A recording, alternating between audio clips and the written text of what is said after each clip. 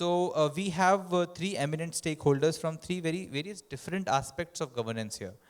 Mr. Binu Francis is Secretary of Corporation of Thiruvananthapuram from Kerala. We have, like he is representing here a municipal corporation. And then we have Dr. Ravi Mittal here, who is Collector of Jashpur, Government of Chhattisgarh. So we have a district administrator with us here to talk about how green and sustainable future can be facilitated in a district. And then we have Mr. Sanjeev Kumar, General Manager of India Infrastructure Finance Company Limited. So a commercial organization, organization dealing with the infrastructure and finance. We'll getting to know more about it from him. So let me start with Mr. Binu Francis. Mr. Binu, Kerala is God's own country. We see a lot of great nature prosperity in Kerala. So being a secretary of a corporation of Thiruvananthapuram, the capital, how do you see how you can, in your ability as a municipal administrator, how can you ensure a greener and sustainable future? What can be the initiatives from your side? Thank you for giving this opportunity. And cities can contribute much.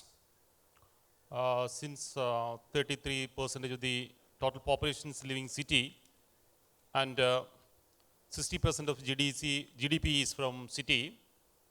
And interestingly, 73 or 75% of the total power consumption is happening in city.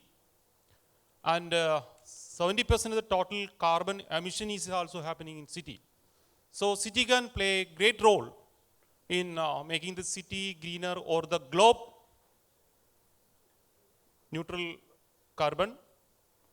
Again, coming to sustainable development of goal, city can play important role.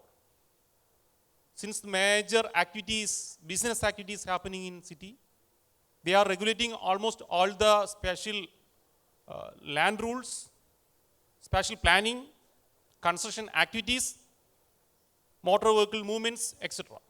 See, there are certain instances from Kerala, like Calicut Corporation, they have converted almost all the lights into LED. Thereby, they can reduce the carbon emission by 30%, and power consumption from 43 lakhs to 16 lakhs. And there is certain other panchayat, there are certain local initiative that is filament-free panchayats. Thereby reduce 50% emission from their burning of these lights only. Again, it can play a good role in managing the garbage, also a source of carbon emissions. Again, construction activities. There are certain developments happening in India, greener technologies. Thereby, we can reduce carbon emission. So, altogether, if a city can manage at its own level and it rises to a global level, the city can contribute around 30 to 40% of the global emission, carbon emission globally. Of course, we have some initiative from my side, from corporate sides. We are trying for converting all vehicles into e-vehicles, including the RTC, and converting all incandescent lights into LED lights, and construction also, and to make more greener cover. Recently, Hyderabad City Corporation got the Green Award. Actually, that is an interesting story in India. In 2011, only 34 kilometer square areas green cover. With an initiative from the local level, it rose to 84 kilometer square area in a decade, that is 2021. That kind of initiatives is also happening. Again, we have a story like CL. Have you heard this Kochi International Airport? Where all the power consumption, now they have extra from solar panel. Around 46,000 solar panel they have in 45 acres of land. Now they are producing more than 40 megawatts. Now the airport has excess power from renewable source. So these are the initiatives from city level as well as the institution from Kerala government level. Thank you. Thank you so much, Mr. Francis. I think several initiatives as a city corporation you're taking, and definitely decarbonizing the cities is very important when we are targeting to go towards net zero economy. I think role of cities and city administrators are very important, be it decarbonizing the cities, managing the mobility in the cities in more less with less pollution and more eco-friendly way. And you are dealing with the citizen. If you come up with such initiatives, I think definitely it will create an awareness among the citizens, and that is what you are doing. Uh, uh, Kudos to you for that. I'll now move on to the next speaker of this panel discussion, Dr. Ravi Mittal. Dr. Ravi Mittal, you are dealing with a district, Jashpur. As far as I know, it has a lot of tribal population. So apart from cities, a major chunk of of a rural area you also cover, and you're dealing with tribal population also. So how do you see a district administration playing a role in ensuring a greener and a sustainable future? Thank you for this question. Actually, if we see the greener and the sustainable future, so we mostly focus on the tier 1 and the tier 2 cities. Rarely we talk about the tier 3, tier 4 or the rural cities. And particularly in reference of Jashpur, which is a tribal rural population dominated city, district. So I think there are a large number of initiatives that can be taken at the grassroots level. And instead of taking the top to bottom approach, we can have a bottom up approach. And I would like to, give some examples on how very small initiatives, but very innovative initiatives, they can have a greater impact at the rural level. So one of them is about the management of the garbage. So if you see in the villages, what we are coming up is the concept of solid and liquid resource management, in which the SHG women, basically SHG women are the women from the community, they go house to house, door to door, they collect the garbage, then segregate that garbage into the wet waste and the dry waste. So basically it is the responsibility of the producer only, that is the household, to segregate and give it to the SHG women. And then what they do is they are converting that wet garbage into the compost through using the compost pits and the nade pits. And all the dry waste, they are separating it into more than 160 components. And each of those components is being sold at very good prices, and those compost is being sold to the farmers. So if you see, when we talk about garbage management, it is a very community-driven method of disposing the garbage at the household level, at the village level, and most importantly, it is creating an economic value for the people. It is environmentally sustainable, and I think it is community-driven, so it is going to be sustainable in itself also. So what Chhattisgarh and Jashpur, what we have done is, Chhattisgarh as such has come up with a concept of the cattle care centers. In those cattle care centers, what we have done is we merged these SLRM centers where the segregation of the waste is done. So all the cattle cow dung is being purchased at a rate of rupees 2 per kg, and the compost which is produced from that is sold at rupees 10. So this initiative, how it is helping is basically it is leading to a lot of carbon sequestration at the grassroots level. So a lot of cow dung which could have produced the methane and other gases harmful for the environment, that is being converted, that is being sequestrated, and we are able to get vermicompost, and that compost is being used by the farmers in their fields, which is promoting the organic farming. Then the SHG women are getting money from producing that vermicompost. So it is about creating the win-win situations for the people within the community. I think that can bring very, very good solutions at the grassroots level. And not only these, if we see, there are very small initiatives such as having the fecal sludge management centers at the village level or the town level. And now if we see even in the Narega, so what we are doing is we are promoting the rooftop rainwater harvesting systems. So when we talk about rainwater harvesting, we talk about the urban areas, cities. But now in Narega, let me tell you that it is a permissible work. And in all the government buildings, in the rural areas, and even for the people building their own homes, they are quite motivated and they are building those structures. They are building a lot of soak pits also around the hand pumps. So a lot of activity, because India is majorly a rural country. So a lot of small activities, I think they can play a very important role by community involvement and creating the win-win situation for all these stakeholders. Right. I think from your address, I think we realize that a lot of scope is there at district level, and the waste management, the rainwater harvesting, all these things can happen in rural areas as well with community participation, and that is what you are doing.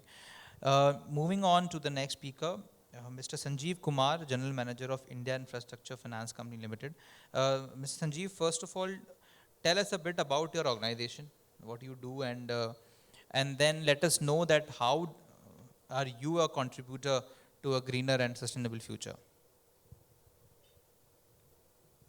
Thank you, Kartik.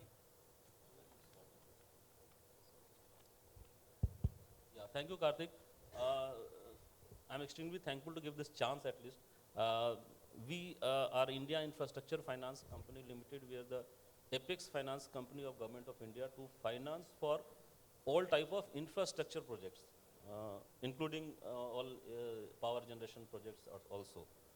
So our role in green energy sector is one of the most vital role because we provide money. This is the biggest element which is required for development of any of these sort of things.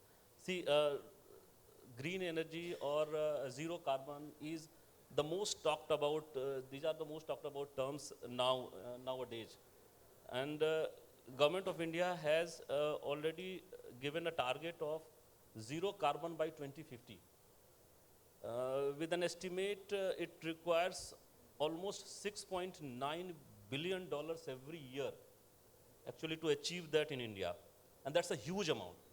That's a very huge amount which a country like us for a country like us, it's very difficult to invest that much of amount. We are one of the organizations which not only invest, we catalyze that investment also from the private parties and other stakeholders from international sources.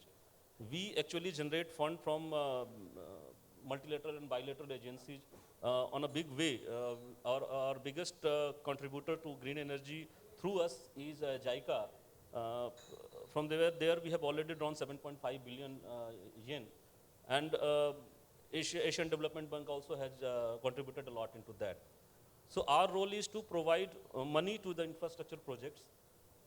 As of now, you can see the total non-fossil fuel percentage in India has reached up to 40% as of now. It was about 26% in 14-15 or so. And our target would be is a 400.1 gigawatt production what we have achieved as per our last calculation. And we are contributing our bit. We have got limited resources, but we are financing.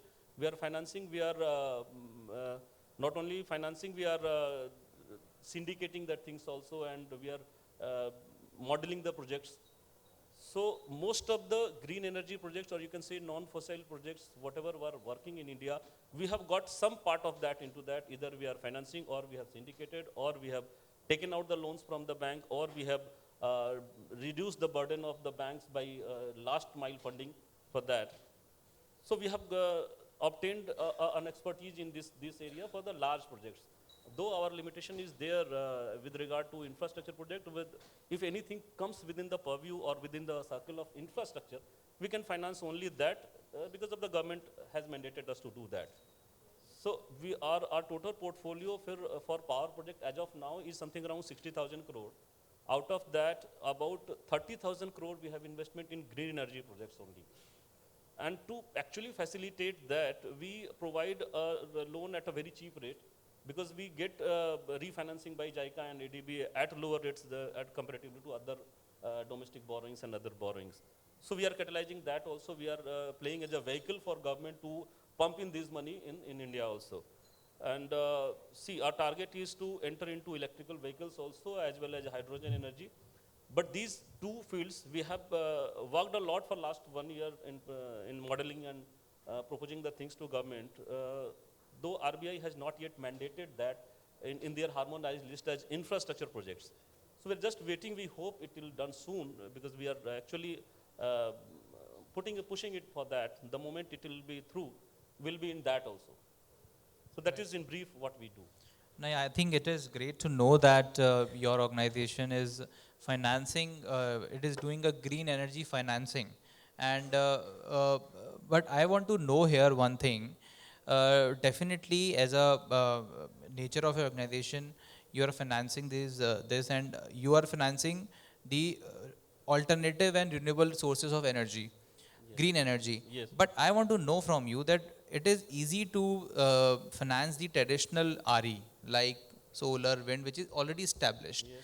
But what about the emerging RE where, you talked about hydrogen, green hydrogen, maybe ethanol.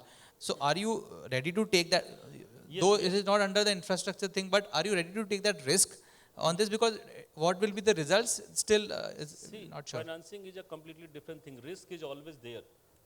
We'll have to develop a model where the sustainable infrastructure projects or sustainable projects can be implemented. So we have been working on that models also, how it can be sustainable, how the modeling of finance will be done, how the revenue setting will be done.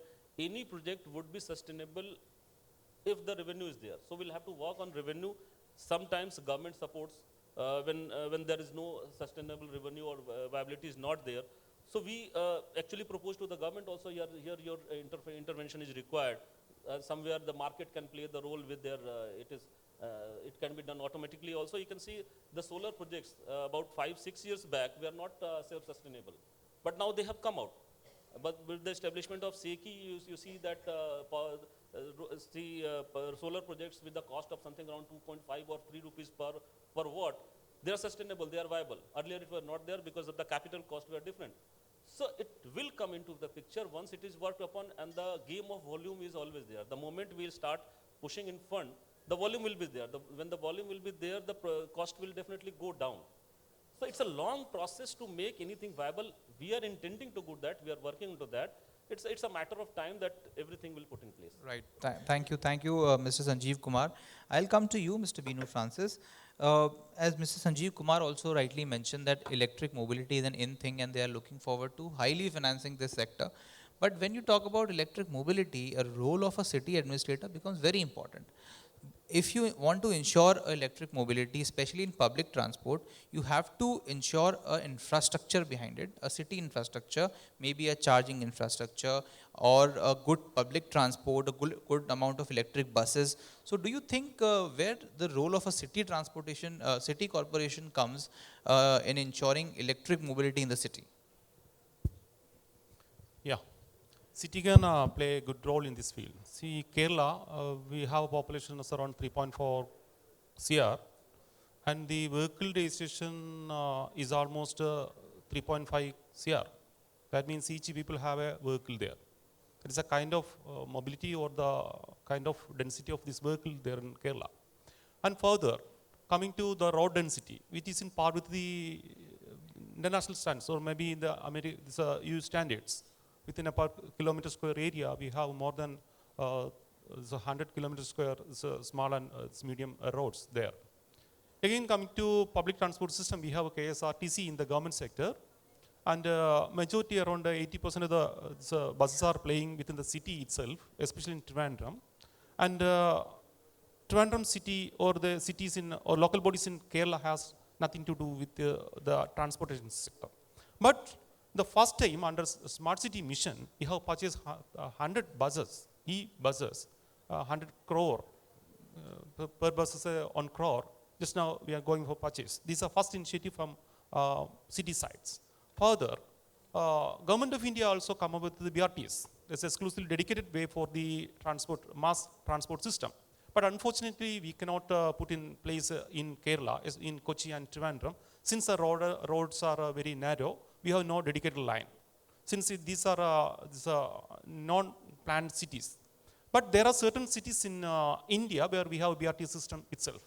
But now we are moving forward to e-buses, one thing. The second thing is we are also going for kind of taxation by the transport department to have more than one vehicle, and like Delhi City Corporation, the City Corporation also coming in the draft is only coming with a bylaw to have this kind of some kind of more taxation on vehicle if they are going on their own vehicle.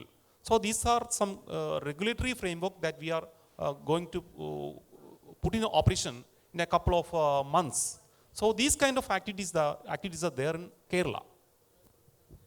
Thank you, Mr. Francis. And Dr. Ravi Mittal, when we talk about these green initiatives in a district, uh, again, I would like to ask you that you mentioned about the waste management, or there is a great initiative in the world, that waste to energy initiative is there. You are also into waste management. You are also into rainwater harvesting. So I would like to ask you that how do you ensure people's participation in such initiatives? It can be there's a mandate from district administration that this has to be done, but seeing a very rural population being there, maybe a government urban population may be a bit quick in participating in such initiatives. But what about the rural population? What about the tribal population which you are dealing with? So how do you ensure their participation in such initiatives? I think there is a lot of misconception when it comes about the role of community in urban areas vis-a-vis the rural areas. So if you see in a tightly knit community such as India, so generally what happens is people have a lot of trust in the people who are the leaders within their communities. So those leaders could be the local representative in the form of sarpanch, or they may be the local government officials. He could be the farmer's friend. He could be the Gramin Sachiv. He could be the REO, that is the Rural Agriculture Extension Officer, or the school teacher or patwari within the village. So when we talk about the community mobilization at the local level, so I believe the people are more closely associated with each other. And if we target the local level leaders within the community, then it becomes very easy to make any change. And this, you can see the example of the COVID vaccination. If you see the districts which were more rural in nature were the first to get 100% vaccinated. It was getting very difficult to vaccinate the urban population as compared to the rural population. This is because of the community networks that we have within the rural areas, and I think not only vaccination, with respect to the response to the COVID also, India is very unique that rural population, the way they responded, it is something which is unparalleled anywhere else in the world. So community is the cavalry. So community networks we can leverage. And now if we see with the evolving world, the way modernization is happening, and people are moving to the cities, and students and youth are moving to the cities. So there are new form of networks within the villages that are coming up. Within the women, we have the self-help group networks, which are hierarchical in nature. They have self-help groups, volunteer organizations, cluster level federations. Then we have, like in Chhattisgarh, we have the Yuva Mitan clubs, which are group of 25 to 40 members from within the, who are the youth. So I believe solving the community problem is very easy, and especially in case of Chhattisgarh, we have seen the kind of activities they have taken in respect of environmental sustainability. So if you see the large-scale plantation activities, so these groups, these SHG women, they are taking large-scale activities with respect to the plantation. They are making their own bodies, that is the small area with different kind of horticulture crops within their homes. They are able to take care of their cattle. So I think community networks, we need to learn that the rural communities have something to teach to the urban communities. And this is a big lesson that me as a district administrator learned while working in the districts. I think great explanation by you that we should get rid of such misconception that rural population is not very aware. It is actually, and I think role of district administrator like you is very important to connect with them rightly, and be it a urban population or rural population, connect is very much required, and I think you are ensuring that in your district. Kudos to you for that. So we are having 5 minutes with us. If anybody has to ask any question to our panelists, then you are free to ask. Couple of questions we can take. Otherwise, we'll take the closing remarks from our eminent panelists, and we'll close this session. Okay. Can you give a mic to the gentleman, please? Give a mic there, please.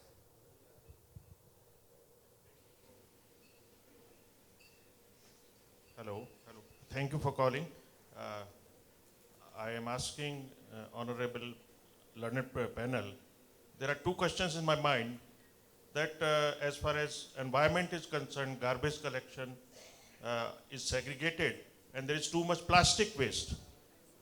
But even in capital, in Delhi, there is no recycling of plastic. There is no from the MCD side. And there is example of Indore. Why not in other city? There is recycling plant in Hyderabad also. And another thing is that there must be soil conservation law in the country. There is no law regarding this. Before independence it was there, but after independence there is no soil conservation law. That I want to First question, would you like to take that, Mr. Francis? See, regarding the non-bio waste, actually. See, we have a good story from Kerala. That's introduction of Haridha Sena. You can see while seeing the website of Government of Kerala or Youth Mission. See, in my city, that's a Trivandrum city. The total area is around 240 kilometers square and having 10 lakhs population and more than 3.94 lakhs residential units. We have in 100 wards, 942 Haridha Sena members. They are collecting bio waste on a frequency of maybe 2 days in a week. Normally, they are collecting 5,500 kilogram of non-bio waste per day, and they are charging 50 to 100 rupees on a month. They are collecting more than 1 CR as user fee. This is a livelihood model. That goes to the Haridha Sena. Whatever they are collecting, we have this MRF, RRF, and the MCF, and there is a law in PWD manual and the municipal law that's at least 5% of this plastic, this tarring should be from the plastic. We are shredding the plastic and mix with the this tarring, and that kind of things there. And again, around data shows that 30 to 40% of the non-bio waste that we are collected can be reusable, and the rest can be, some of them legacy can be filled, and the other things can be used for this fuel in certain cement factories in Madurai and Coimbatore, in Madurai and Tirunelveli. So these kind of things are happening not only in Trivandrum city but across Kerala. But in large city which needs what is happening in Indore, which is in the fourth, I think it's the fifth or sixth, in a continuous row, this is a Swachh Bharat mission, this is a number 1 city. There the kind of awareness is created over a period of 5 years that there is segregation happening. In Kerala also, especially in Trivandrum, that kind of segregation is happening in the household level. We are collecting bio and non-bio separately. For bio waste, there is a system that either kitchen bin is there, that means a system where the house owner can manage the waste himself. See, this is the only 1 million city where we have no centralized plant at all. Where all places we have centralized plant for treating the bio waste. But in Trivandrum, we have no centralized plant. So these are the system that has been developed from the community side. See, this we have heard of Kudumbashree system. That's SG units of women to empower them. Now we have reached the 25th years of Kudumbashree.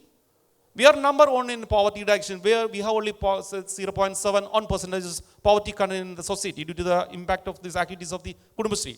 So another version of this Kudumbashree is Haridha Sena, where more than 1,000 people are working to manage non-bio waste.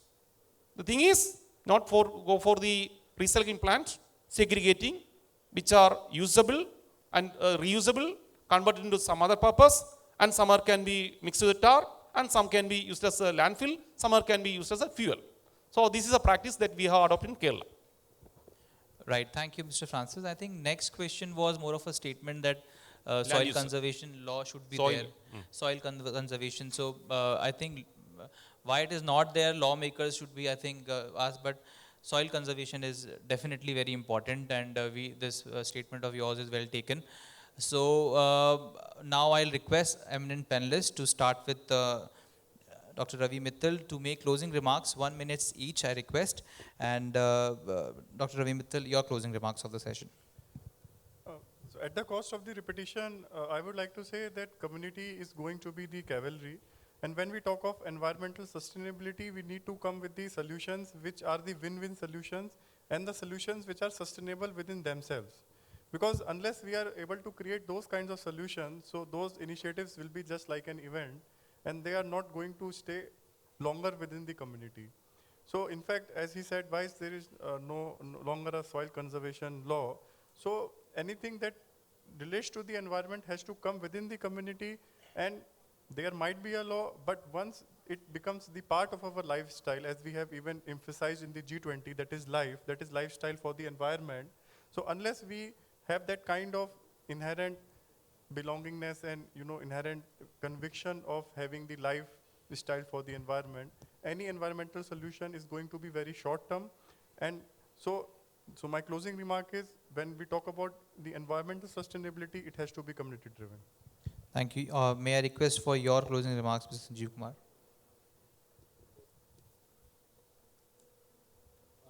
I'll take you from sir's question. Being a resident of NCR,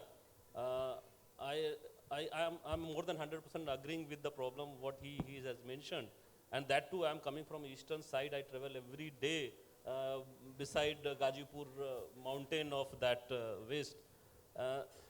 I'm sure government, central government as well as state government is deeply concerned about that, and they are seriously working on these issues, and I hope it will come through very soon. And not only in national capital, across the country, this would be addressed. And as far as we being a financer, our role is there that we are always ready with money, because ultimately government funded us and we fund across that. And our duty is to arrange cheap fund for any type of these sustainable projects which are towards green energy or anything like green. So we are ready with fund. We have got our model of funding ready. We have got our lenders ready for us.